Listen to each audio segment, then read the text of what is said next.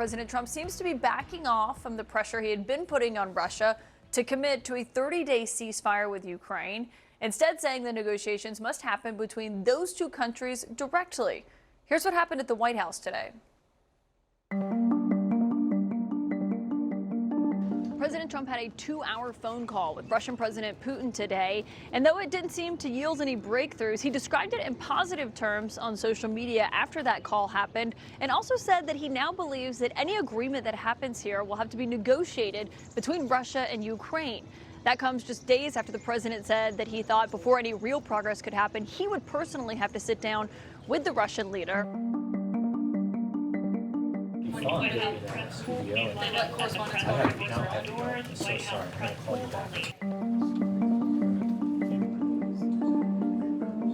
you have any questions? Did you ask President Putin to meet with you? About what?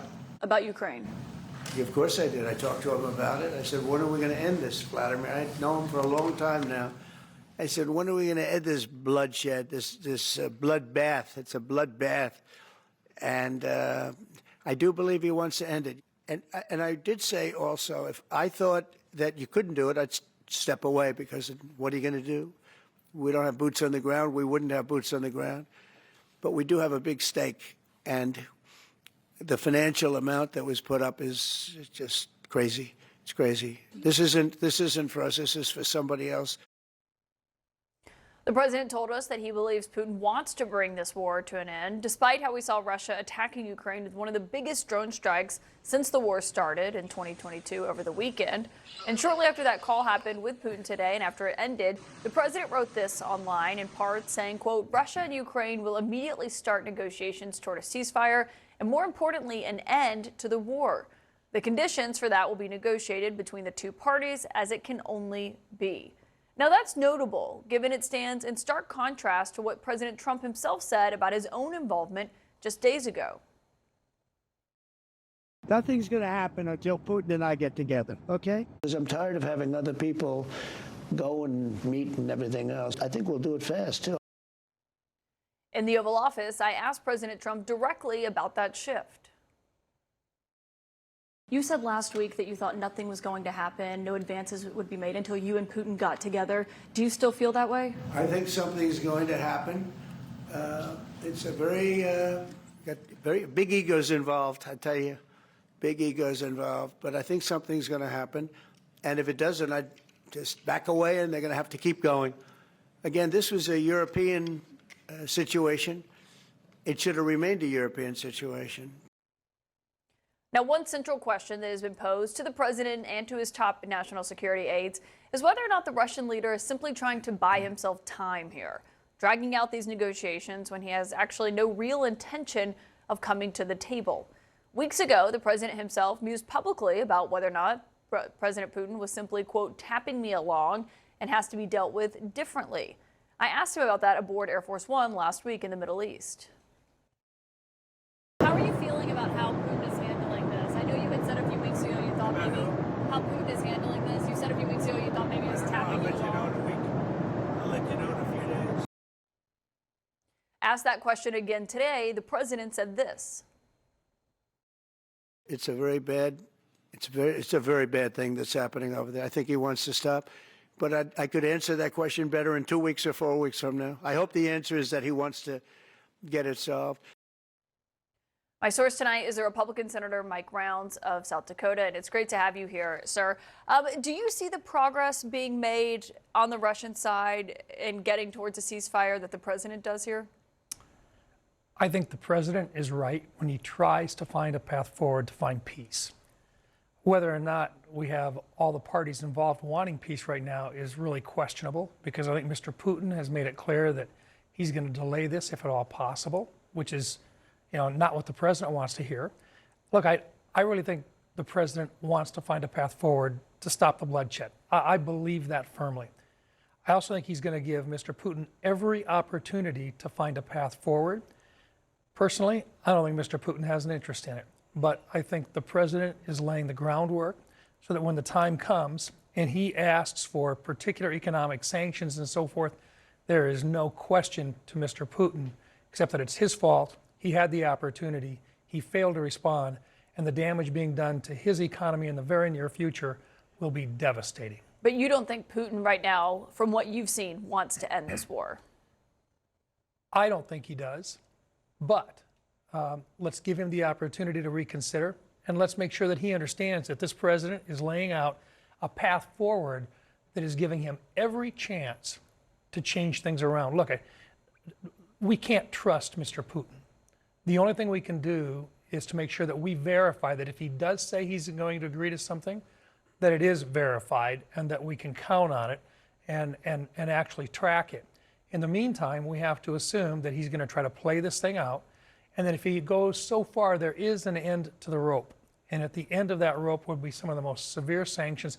I think we probably got well over 80 votes in the United States Senate right now to impose some of the most severe sanctions that have ever been laid on another country. So you do think, as President Trump put it a few weeks ago, that Putin is tapping him along? It's entirely possible. Look, I don't see a path forward where Mr. Putin can long-term win this. I just don't see that. But I think Mr. Putin probably wants, because he believes he's destined to recreate the Soviet Union once again.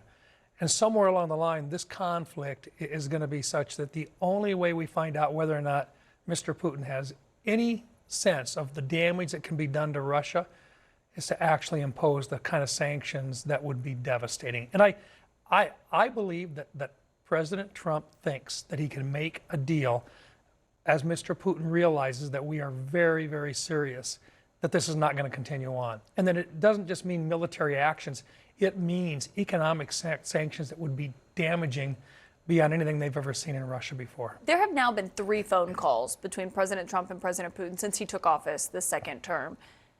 You mentioned the sanctions. How much time do you want the White House to give Putin here before you believe it's time to implement those sanctions? I'm ready anytime, because you think they should go now? Look, I would be more than willing to support sanctions at this time, but let's do it with our allies. Let's make sure that we've done everything possible to make it visible to the entire world that Mr. Putin is the bad guy. There's no question about it. Let's make certain that everybody understands that Ukraine is the country which has tried to come to the peace table and Russia has refused, so that the rest of the world understands that if they're helping Russia on this, they're going to be subject to the same types of sanctions as well. You start by making it very clear and you build your team together. We're seeing leadership right now by the president in doing this, and it's frustrating to the rest of us because we'd like to go right now. I mean, we're convinced. But the president wants to make sure he's got a whole team working with him on it. I'm not going to disagree as long as we finally get to the point where Ukraine can be saved. Nick, good morning to you. Just how delicate is the situation for the Ukrainian president with these ongoing potential talks?